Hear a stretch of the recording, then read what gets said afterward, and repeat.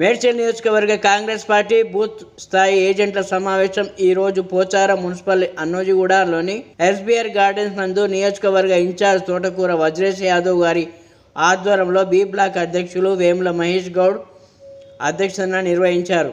ఈ సమావేశంలో Malkajgiri parliament AICC observer, Tamil Nadu రాష్ట్ర కరూర్ ఎంపీ శ్రీమతి జ్యోతి మణిగారు, మేడ్చల్ మల్కాజ్గిరి జిల్లా కాంగ్రెస్ పార్టీ అధ్యక్షులు, టీపీసీసీ సీనియర్ అధికార ప్రతినిధి సింగిరెడ్డి హర్షవర్ధన్ రెడ్డి, మాజీ ఎమ్మెల్యే మలిపెద్ది సుధీర్ రెడ్డి, రాష్ట్ర నాయకులు నక్కా ప్రభాకర్ గౌడ్ గారు హాజరయ్యారు. I just like to brief you 2-3 things. One thing is, I know little bit about Malkajgiri Parliament for 2 reasons. Earlier 2018 Assembly election, I was one of the member in the screening committee. So I was worked out the entire data for Telangana assemblies. Second, in the parliament, me and Revanji sit next to each other. Mine is smallest with 14 lakhs votes.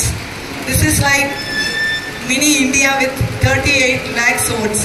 So we used to tease each other, so I know a little bit about the background of the constituency. The reason I've been brought because we are all just finished my election. I just wanted to go out for 10 days or something. But I've been called to Malkajgiri because CM thinks very emotionally with his constituency. Because he thinks after he was unfairly defeated by BRS in Kodangal, it was Malkajgiri has given him a life. He became an MP, then PCC President, then CM. He made many promises when he contested election. That time there was no Congress government in either in Telangana or in center. So he couldn't do much, couldn't fulfill his promise. Now he wanted to do this because he himself was CM. Whatever the promise he made in the past, he wanted to do all it all. So he thinks we at any cost must win Malkajgiri Parliament. He strongly feels we can win this constituency. I also feel we can win this constituency. నాకు ఈ తెలంగాణతో 2018లోనే ఎన్నికల సందర్భంగా screening కమిటీకి మెంబర్గా వచ్చిన ఇక్కడ తెలంగాణ ముఖ చిత్రం మొత్తం కూడా 2018లోనే నాకు ఛాలెంజ్గా తీసుకున్నారు. మన ముఖ్యమంత్రి గారు ఛాలెంజ్గా తీసుకున్నారు. తప్పకుండా మీరు గెలిపారని నేను కోరుకుంటా ఉన్నాను. So we have only 3 days left. So you have enough publicity material in hand to floor canvas.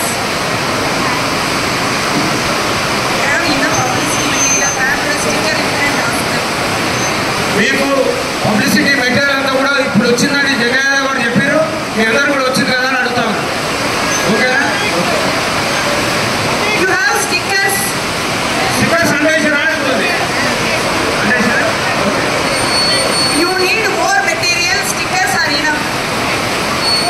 అదే స్టిక్కర్స్ ఉన్నాయి కదా. ఇదే అదే. Second thing, 3 days we can canvas vehemently. But what I understood, when the guarantee card has been given, some of us not read the guarantee card front and back. మీకు 3 రోజుల time ఉంది. Guarantee card ఏవైతే మీకు వచ్చాయో ప్రతి guarantee card counter file ఉంటుంది కదా, ప్రతి కౌంటర్ ఫైల్ కూడా అన్ని తీసుకొని రావాలి ప్రతి ఇంటి నుంచి.